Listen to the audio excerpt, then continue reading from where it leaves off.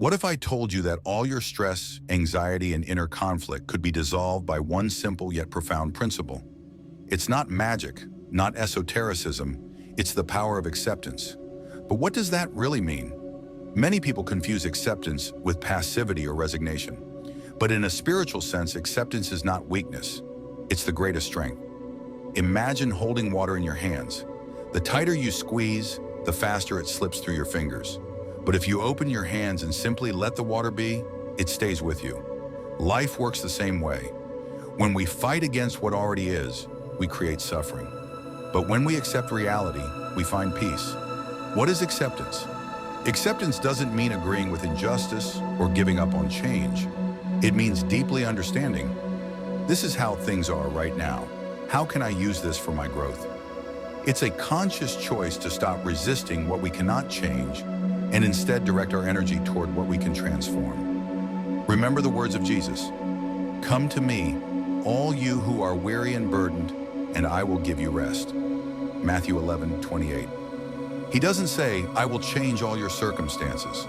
Instead, he offers inner peace even in the midst of challenges. But how is that possible? Stories of spiritual teachers? Buddha taught that life brings two arrows. The first is pain. It's unavoidable.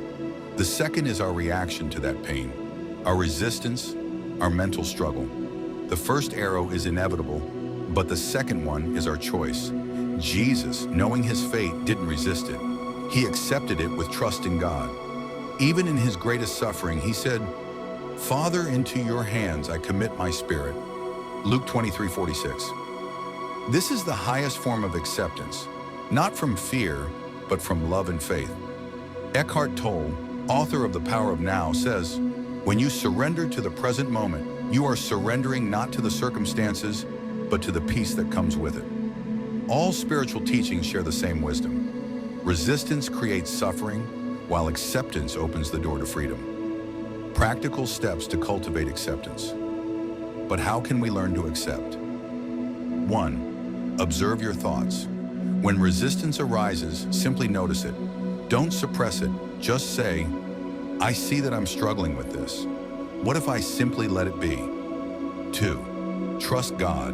When something is beyond your control, remember these words.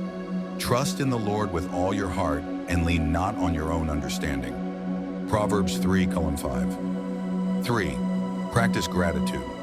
Instead of focusing on what's missing, ask yourself, what lesson is this situation teaching me?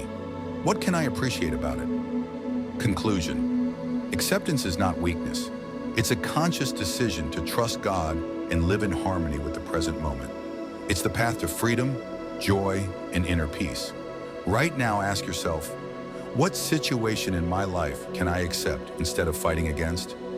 Share your thoughts in the comments. Your journey might inspire someone else. And remember, everything is already unfolding as it should.